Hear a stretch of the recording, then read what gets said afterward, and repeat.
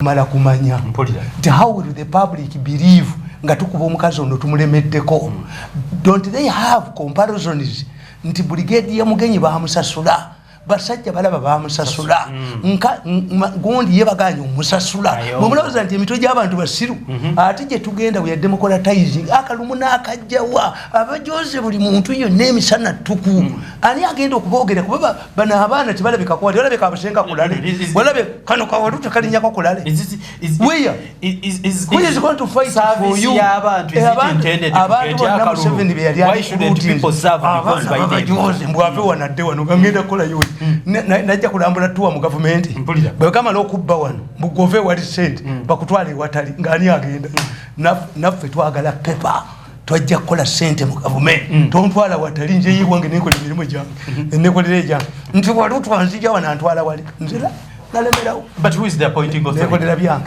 the appointing authority. I can support the president nga sigenzeeyo omanyi balina network bwete kati mukole bwe sikuba omuntu munyimu office ne mutiramu nemwe bumuntu abamumpita wakuzanya okuyolo oyo tumwebaze ntukubaga n'engumi Museveni nawulya ko atiddemu ne mu office okite kyakuzanya so biteekamu ebyo ebyambu ebyo.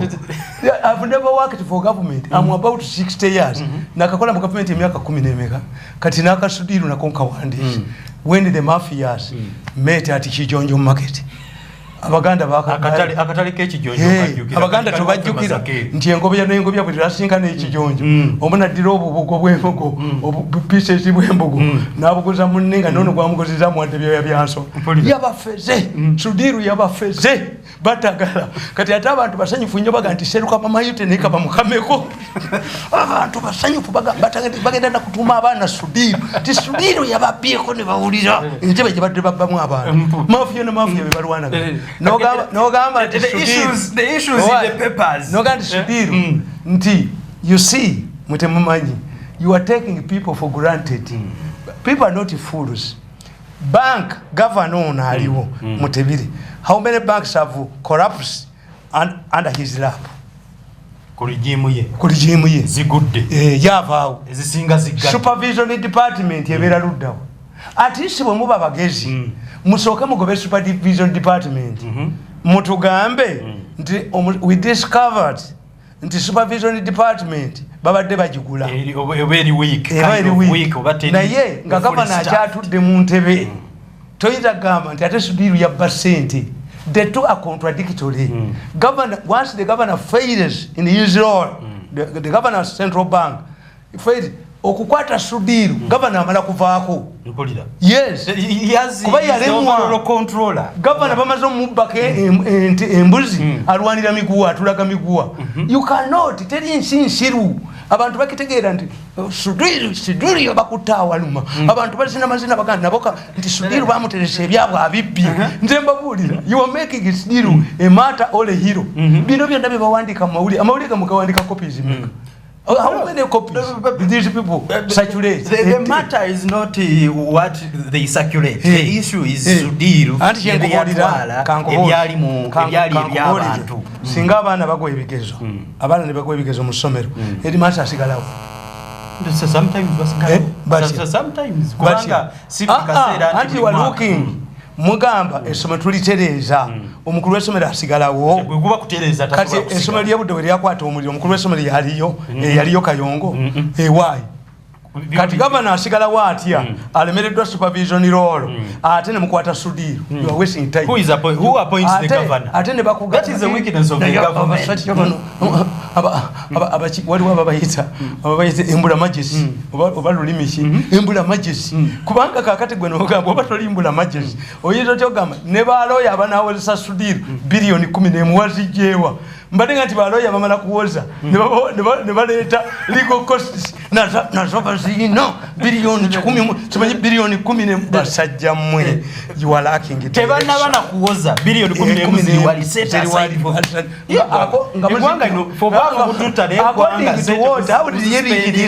how did you reach this cost of 11 billion nga nokuwoza tekunnawoza are you sure tegwakumala ennaku 2 ekitegeeza sudiru agenze mu kooti nga mwamaze dde omusalira ekyo kifu we muteereddewo biliyoni 10 ez'abaloya kitegeeza mwamaze n'okumulambo nze mbabuli Nzembabuli because I tell you okudda mawulire ne mukuba omuntu it does not make sense. Who is behind Sudira? Ani abatwaraganya. Tugenda mukalu. Media mukuba ne mukuba injanigo. Tawangula kalulu. Akawangula. Era kikika katabo kan kempandi. Smearing the face of a beautiful girl. Nti omusikazi dear step daughter we namuyira ettaka ly'ekiswa nga bazze okwogereza bazze naye abajja okwogereza batulere baga nti wadde ono bamutaddeko ettaka ly'ekiswa naye ate asinga ono obulungi kati twale ono okunaaza okusinga okugulira ebizigo mirundi mulalu mirundi mutamiivu mirundi muki who is more recent between Uganda than myself. People know nti nibukuba gwe uyu wabukidde nakuba abaganda baba limuziikawa zimulimu abaganda bensekerera musisi n'omusajja wabukedde oyo baba libaziikawa kubanga bo omuganda ganti owe mukidde bunyolo nga atalidda Buganda omwana oyo wabukedde nakuba abantu nakuba kirumira nakuba buli muganda yina yamununa where will you go oyo one ewaabwe ayina baguza amayumba South Africa kulubi ngalabye bagenda kugisuzawa n'abaana be nga bakunoonya wano omuganda akugamba nti government ekyalo kunoonya government ekunoonya but should people know the village can hide you wabwe bwalolo talina kubeera kawadi n'okuba public no tosobola bakukwasa gwanika emirambo gikuza bafu kulubya lwaki yakuba abaganda oyo omwana talabikako byakuba mu new vision bw'abaana akuba kirumira amukuba mbukedde naye kulubya agenda kuddawo n'abaana be abaganda onajja kudduka baguze babbye balina amayumba South Africa balina luddawa just somebody sent me a list of names abalina amayumba mu Manchester abaguze amayumba ge bagenda okukwata ate bagakomyewo wano tubalabe nga babakomyawo ku njegere tubalinde entebe mu nnyumba abazungu bakulinda n'olwina ice cream bw'omumma banno n'omutereka emitwe ogenda okuzuuka ng'agenzi yes kati saawa eno ababbi balina ice cream bajja kuzuuka ng'asaanuuse ekintu kya Museveni bakyonoonye ekyekisanja eky'emyaka bo kye baabakoze kiri kimu bana abagala okubba ssente bakakooza bakomeza bwengalabi zaabwe ekintu kyonna muyina kutuula wansi ne mukiwa abantu abali credible ekintu kiweebwa bali credible. I think there is no credible person these days who is credible really. Mulimu kateera mulabamu nze n'ekintu ekyamagezi besi yalina byakola ne talina magezi gali ku gundi kateera yaleeta wana abasajja aba Mossad mukoddomi muyita mu German is a Jew kateera yaleese ekintu ky'emyaka n'akibateeraawo tekyafudde mu movement caucus tekyafudde kyankwansi bwakibateeraawo bansereko ne bakibattula bwe bamala okukibattula nga mukitaddeko bano abali ba ssente bwe bamala okukibattula kati buli minisita akyegaana kasita mukijja mu parliament temulikizaayo mbabuuliriddewo kasaba kijjayo ne bagamba nti mumanyi obanga mwagala okulyako Museveni ssente kyemuba mukola mugambe nti buli omu bamukubidde essimu nga bamutiisatiisa alyoka ategeere no kitegeeza kyemutunda kifu tewali gwe bayiga ng'atunda kituufu okitegedde tewali gwe bayiga atunda kiki in their pursuit to grab money from Museveni to blackmail Museveni they have created a situation that they receive threatening messages. But if you receive threatening messages, where do you go? You go to the police. How many of these MPs have gone to the police? Messages. Two, you cannot be fighting for a good cause and you receive threatening messages.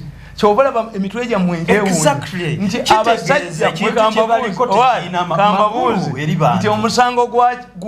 Omusango kwa bakamoga mulimu basesazi bayine mamba owai ono musajja asesa ayine mamba ewuwe abale basomerawa nayo abasajja bawona mbula majesi kati tuli kumbula majesi nti as a person ne bino byula bibekalakasa bana abali mu office ya DPP why lwaki bekalakasa they are preparing the public for something nti emisango gye babadde bawoza there is a case which is going to explode toka nti bakayenda sente bazandise gulo Christmas bana badamu somero they are preparing the public for there is something which is going to explode that will embarrass the DPP's office and the judiciary. According to what you say, according to prophecies zida ku conclusion yes nti it is time to change government. No, bano bakiyingiddemu oli yakireeta anti nkubulira parliament is time to change government kati omanya ayigigi kye yakola ayigigi yawandika ripooti n'agiwandikira parliament n'abagamba nti bannange ebyamukyala kyese ebya Centenary Park mbitidde birimu omunene ayigigi I have a report gyawandika nkirekedde parliament Katuntu n'akifiiramu abunyu olubunyu Katuntu abadde avuddeyo gwe nga wejjeeyo n'ofiiramu yalifiiridde mu nnyanja n'ofiira mu kitaba nze babinkozesa I have a future. Kakati the president came up and said kakati they give up the land. Kakati ekyo kyenkugamba Museveni is not the problem. Museveni afuze emyaka gya 3 ne bwafugaana who will drag Museveni to court? Ani agenda kwata Museveni mutwale mu court? ICC. Tali Museveni ali involved. Bajja mutwala mu ICC. N'atuuze meeting ya Samson nga kajina agugubi. Ndikubata mwewandikako. Information is circulate. Nze mbeera mu bantu. Information is circulate. Nti anyagwe nti ati waliwo oli gundi gwe mutegedde yakyagala nakumati waliwo nakumati ne nakumati nakumati yakyagala information is circulate. I'm telling you omukazi yafuuka ddyo musajja issues information circulate. That's why for us some of these people were our friends but I knew Ijanzi libuka nanzige. These people have houses abroad. I don't have. Sijja kudduka wano. Nolwekyo ze baba kola ebintu byange tonda bamu. Nze I respected myself ku kintu eki ku Museveni. Why? Sisobola kubeera from one extreme end. Nti olale mvuma Museveni. Who will respect me? Tikiriyo. Bankolze eki. Naye nagaana okwetika ebintu by'abano. Ebibi by'abano sijja kubyetika kuba manje balaga. Waliwo omugagga atunze ebintu ebyo ateekayo Rwanda kati mbawandikidde akatabo ka Sudiro tebakyasobola bano kuwangula Sudiro. Museveni bw'avaako osigala sente za gavumenti nazi when Museveni goes we are contemplating forming a political party tetusobola kubeera na bano abatategeera vali ya mirundi nti ukanota twagala okuyisaawo ssente mirundi yaveewo bamutwale life tuzitwale nze najja kulya maliba nobolevo obujuzi ngani akola nabo mirundi teryamuzibiramu enaalimu tusobola kundaba Lumumba teyakugaye nti omwana we yasala endongo ka Bobi Wine awangu lwaki Lumumba bamukuba mawulire nti abbi atayekaako abawolumira abantu nze baga nti abange mujja kubalaba nga bali mu opposition why babuuza nti mwenda atabogerangako kigamba ajja mu meeting togendayo tufa obwavu oba tetusoma yes kuba bakulu abantu bonna bemujonyeseza bamukasa mu luwuli byandala amanye yamulagira nti waayo oluguudo olwo anigina kera nangalabiye eringa buloka ali mu kooti abaana be basanyufu abana babyandala basanyufu lwaki atimpula omuntu engumi byandala wali omuddeko nti yakubako ebikono busungu obuli mu bantu munda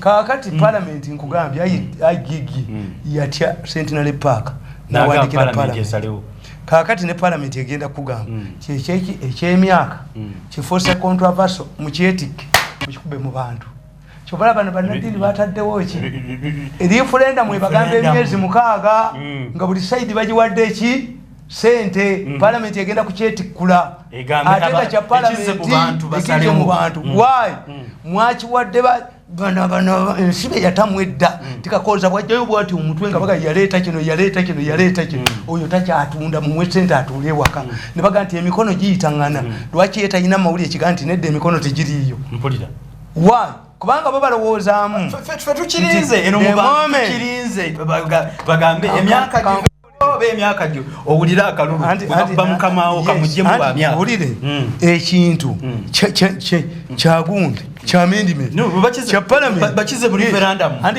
ate kya referendum bakirekera parliament ekintu bakirekera parliament naye bali babazanye nti ekintu kivuddewa ekintu ekivudde kyankwanzi ekintu ekivudde mu movement caucus abagala ssente bakibalukiddeko nga tebamanyi ekireese bansiriko ne bavaayo ne mugana nti nsirika anoonya ssente buli mwana akaaba bayagala kuyonka nsiriko yava mu state house nga bamugaye fuluma alwana n'olanya n'agenda president n'atuula mu parliament n'atuulamu era nsiriko ne yeesimbawo oyo gwoga nti anoonya ssente kati gwe tutigira nti group y'abansereke ebala tuli bwe yajema nejema tebakomawo bonna rebo mu peace tebakomawo rebo mu peace si kye kyawesa kadaga kubanga every war produces its genos.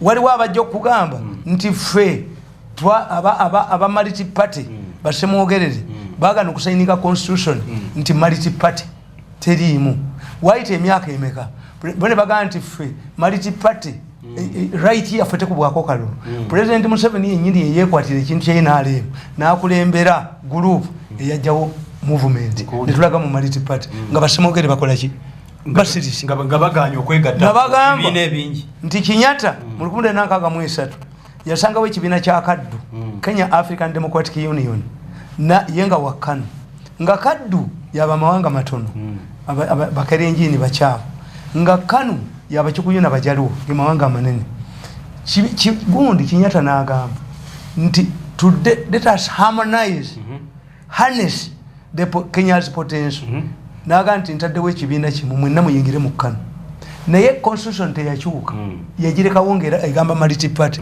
laba muyinga wese emyaka aga bwe bageza kumuwamba mu 1983 nakola constitution amendment najjawo multi party mu Kenya ekibiina nagifuula a de facto single party state waite emyaka eji Kanu neyulika.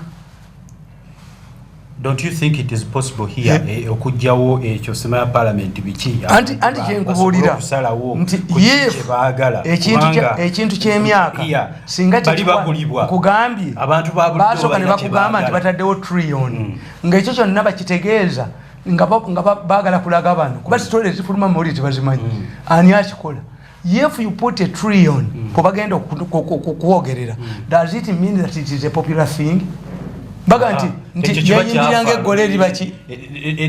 the moment you say Museveni has released allocated a trillion for okukyusa emyaka somebody in the state house or NRM should come up and say we don't need to put money for this thing because we don't need to buy MPs, we have a number of MPs. Bayinza batya okugamba ti mukyala we kakati owempeta atamuguza buguza then he's a prostitute. I see. It would be in the interest of the chief whip to come and clear the air. Ladies and gentlemen, we are not demanding any money from Museveni because this is our mandate as MPs belonging to the party. Tugenda kufunayo esimu emu program. Nekati kino mukisse atenze mba wamagezi kasa mukifulumya nga ba minister batandise okupanikira tekijja kudda. President mumusibire emyaka kuba mukyononyerwa ssente money ekyononye enamba yesimu as you usually do in the pursuance of money ne good cause nze kana katabona kawadi kadda nenkugamba I have already submitted that constitution is a working document. What is required is adhering to the particular provision or articles in the constitution. I always that ukiraba nabaga nti constitution ekubulye bwe bagikyusa ekyemyaka yakirekera parliament bano kye babakoze temutudde wansi to sit down how to market this amendment kakati azeriza mutemunakyogerako mukirese abagala ssente bakirese Museveni abawe ssente bakyonoone bikyogamba bagala ssente kati like the general public who trust kuba ne parliament andi nkugambye okwogera ebyowozo by'abantu mwe ekibakoze obubi everything mulowooza nti amawulire gakola in fact nagatabo kankalike nawandika history of the media waliwo nakala the power of the media tibabalimbira bwerere nti amawulire gakyusa ekintu amawulire gayambye gundi Clinton okuwangula amawulire gayambye eki amawulire gayina powers nti omo tasobola kutukuza kisiriiza kukizayo tuyisoli kino amawulire tegayina gali cosmetic vano vanerega muli bakuba amawulire omukuku nave ekimuyamba kiri kimu mafia nagigaana okunfuga kuba bayina netiwaaka yaabwe bwava wano tujjawo ssente ye bamutwala eri tumufugireyo kakati mafia ebafuga nti mwe temugitegeera ti mafia temujjukira nti omukazi ono si gwe gusoose wote ze luvannyuma the original thing fly over ne bajja bamugoba wa Amelia najja kati batugamba nakumati ne nakumati banjawulo era na mukino ekintu kya nakumati yali nakumati era kati kampuni ya nakumati Kenya yagudde wano mawuli tekiriimu kubanga nakumati ne nakumati banjawulo bweyogera nti kampuni ya nakumati yagudde abamwavu wano omusajja Sudiru n'abagamba ti nakumati ne nakumati bamutwalako bilioni 15 tebazisasula ekyo tekyogerekekako bakeera kuba Sudiru ate temwanange ekinyumira bamutwalako bilioni 15 nakumati ne nakumati batwala bilioni za Sudiru 15 ekyo kyo tekyogerwako tekisuula banka omusajja gwe watereseza Ssente kankubuuliza ne waba waka nga mukazi wo wamulekereza Ssente n'omulaba ebintu byayirimudde ewaabwe obuuza Sudiru nabba abantu nazimba ebizimbe mu Kampala mwennyini nga gavana wa Bank of Uganda yakubwako pressure yasibako ku maaso talina intelligence omusajja yabaze ennyama omusajja yabaze ennyama y'olumbe yadde wena inakola pate y'ennyama nga mutunudde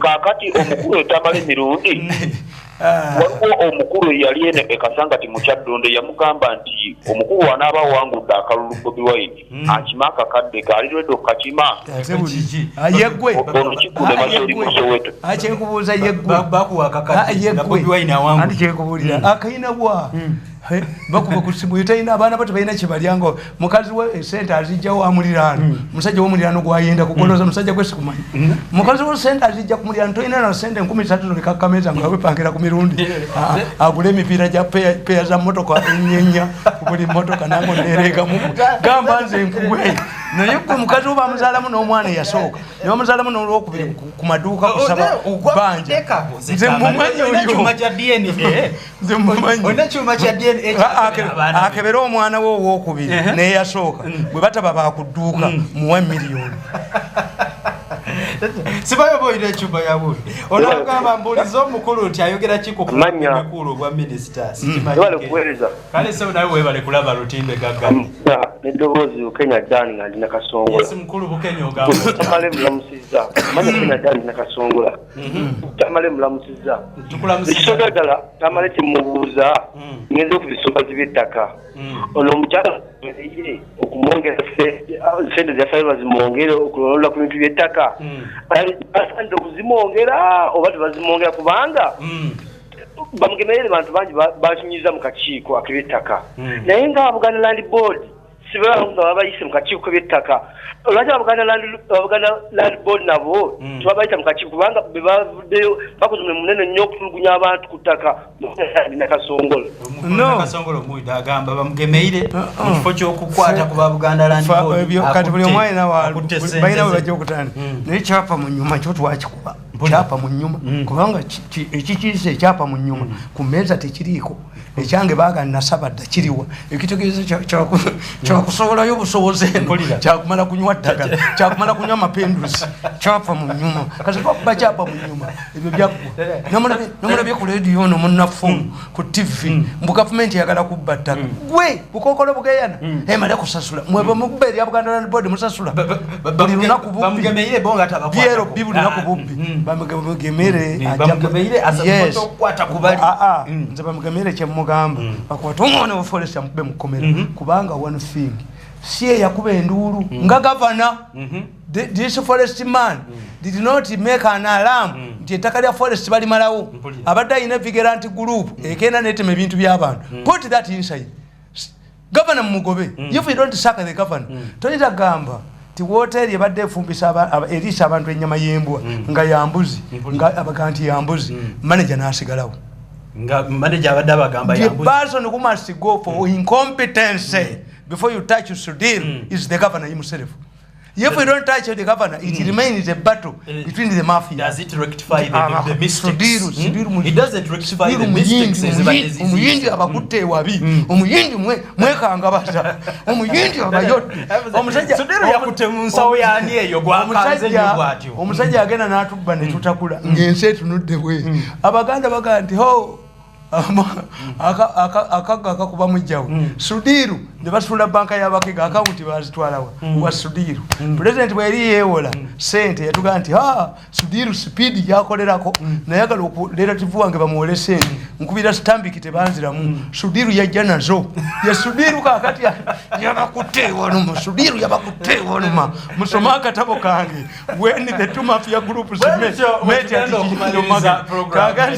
Lw'ABABBI omulaba musisi bwabala musisi yasimayiringa ne Lw'ABABBI wala gengala bibatwala ntwale wala Lw'ABABBI kati ate musamu myo musala kubanga amazo muonona kyobula obwavu bakola bubi nze nagano kukima Ssente wanna Lwiso kati siri mulamu.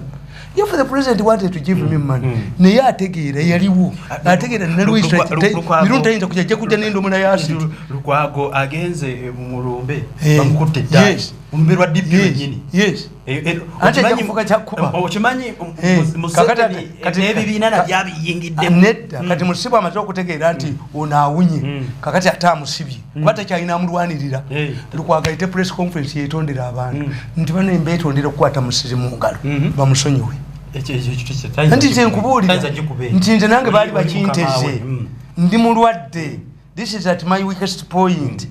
If I go to Narrows and collect him, Eranabo Bamwenda Bari today. I come from a very rich family, ladies and gentlemen. I can say one come and treat my sheriff.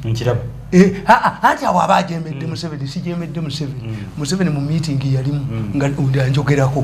No rich Sobra, no Rinjo Gunendo Monoyas in Jimuku. Sobra Genda, so one wang and Gafa, got Dokita Kucharo Titwagala, Umana fa.